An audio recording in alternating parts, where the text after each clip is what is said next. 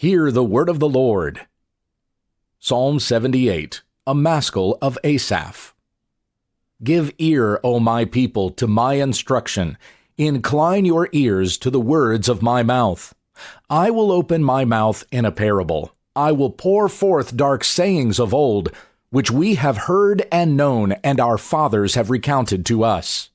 We will not conceal them from their children, but recount to the generation to come the praises of Yahweh, and his strength and his wondrous deeds that he has done.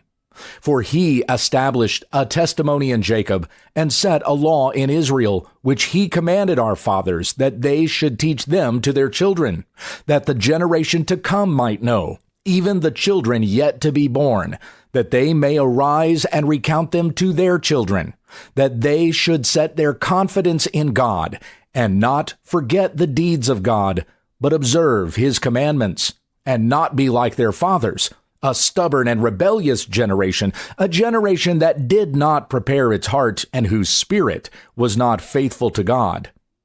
The sons of Ephraim were archers equipped with bows, yet they turned back in the day of battle. They did not keep the covenant of God, and refused to walk in his law. So they fought his acts and his wondrous deeds that he had shown them. He did wonders before their fathers in the land of Egypt, in the field of Zoan. He split the sea and caused them to pass through, and he made the waters stand up like a heap. Then he led them with the cloud by day, and all the night with a light of fire. He was splitting the rocks in the wilderness, and so gave them abundant drink like the ocean depths. He brought forth streams also from the cliff face, and caused waters to run down like rivers. Yet they still continued to sin against him, to rebel against the Most High in the desert. And in their heart they put God to the test by asking for food according to their desire. Then they spoke against God. They said, "Can God prepare a table in the wilderness? Behold, he struck the rocks so that waters gushed out, and streams were overflowing. Can he give bread also? Will he prepare meat for his people?" Therefore Yahweh heard, and was full of wrath, and a fire was kindled against Jacob, and anger also mounted against Israel, because they did not believe in God, and did not trust in his salvation. Yet he commanded the skies above, and opened the doors of heaven. He rained down manna upon them to eat, and gave them grain from heaven. Man ate the bread of angels. He sent them provision to satisfy. He led forth the east wind in the heavens, and by his strength he guided the south wind. Then he rained meat upon them like the dust, even winged fowl like the sand of the seas. He caused them to fall in the midst of his camp, all around his dwelling places. So they ate and were very satisfied, and their desire he brought to them. Before they had satisfied their desire, while their food was in their mouths, the anger of God rose against them, and killed some of their stoutest ones, and subdued the choice men of Israel. In spite of all this, they still sinned, and did not believe in his wondrous deeds. So he brought their days to an end in futility, and their years in sudden terror. When he killed them, then they sought him, and returned and sought earnestly for God. And they remembered that God was their rock, and the Most High God their Redeemer. But they deceived him with their mouth, and lied to him with their tongue. For their heart was not prepared to remain with him, nor were they faithful in his covenant. But he, being compassionate, atoned for their iniquity, and did not destroy them. And he abounded in turning back his anger, and did not arouse all his wrath. Thus he remembered that they were but flesh, a wind that goes and does not return. How often they rebelled against him in the wilderness, and grieved him in the wasteland. Again and again they tested God, and pained the Holy One of Israel. They did not remember his power, the day when he redeemed them from the adversary, when he performed his signs in Egypt and his miracles in the field of Zoan, and turned their rivers to blood, and their streams they could not drink. He sent among them swarms of flies which devoured them, and frogs which destroyed them. He gave also their crops to the grasshopper, and the fruit of their labor to the locust. He killed their vines with hailstones and their sycamore trees with frost.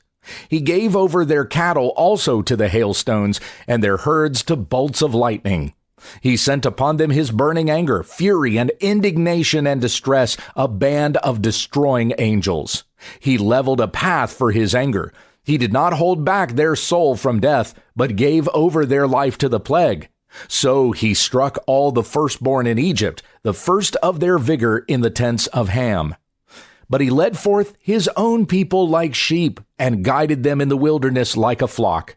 He led them to safety, so that they did not fear, but the sea covered their enemies. So he brought them to his holy land, to this hill country which his right hand had acquired.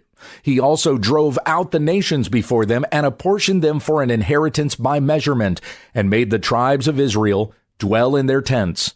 Yet they tested and rebelled against the Most High God, and did not keep his testimonies, but turned back and acted treacherously like their fathers.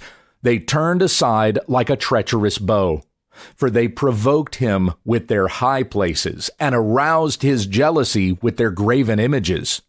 God heard and was filled with wrath, and greatly rejected Israel, so that he abandoned the dwelling place at Shiloh, the tent which he caused to dwell among men, and gave up his strength to captivity and his beauty to the hand of the adversary.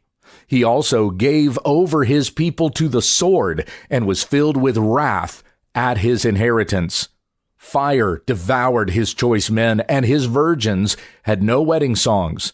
His priests fell by the sword, and his widows could not weep. Then the Lord awoke as if from sleep, as if he were a warrior overcome by wine.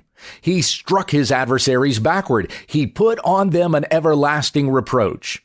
He also rejected the tent of Joseph, and did not choose the tribe of Ephraim, but chose the tribe of Judah, Mount Zion, which he loved.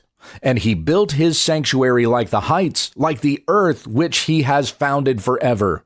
He also chose David his servant, and took him from the sheepfolds. From following the nursing ewes he brought him to shepherd Jacob his people, and Israel his inheritance. So he shepherded them according to the integrity of his heart, and led them with his skillful hands. Psalm 79, a psalm of Asaph. O God, the nations have come into your inheritance. They have defiled your holy temple. They have laid Jerusalem in ruins. They have given the dead bodies of your slaves for food to the birds of the heavens, the flesh of your holy ones to the beasts of the earth. They have poured out their blood like water round about Jerusalem, and there was no one to bury them. We have become a reproach to our neighbors, a mockery and derision to those around us. How long, O Yahweh, will you be angry forever? Will your jealousy burn like fire? Pour out your wrath upon the nations which do not know you, and upon the kingdoms which do not call upon your name. For they have devoured Jacob, and laid waste his abode. Do not remember our former iniquities against us. Let your compassion quickly approach us, for we are brought very low. Help us, O God of our salvation, for the glory of your name, and deliver us and atone for our sins for your name's sake. Why should the nations say, "Where is their God?" Let it be known among the nations before our eyes, vengeance for the blood of your slaves which has been poured out. Let the groaning of the prisoner come before you.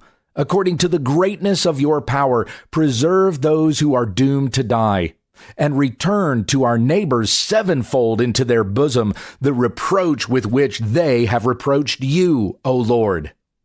But as for us, as your people and the sheep of your pasture, we will give thanks to you forever. From generation to generation, we will recount your praise. Psalm 80, for the choir director, El Shoshanim, Edith of Asaph, a psalm. O shepherd of Israel, give ear, you who guide Joseph like a flock, You who are enthroned above the cherubim, shine forth.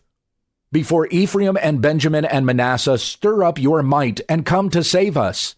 O God, restore us and cause your face to shine upon us, that we would be saved.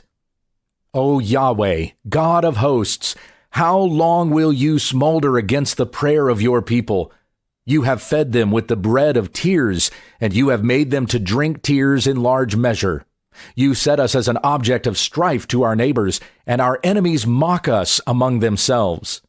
O God of hosts, restore us, and cause your face to shine upon us, that we might be saved.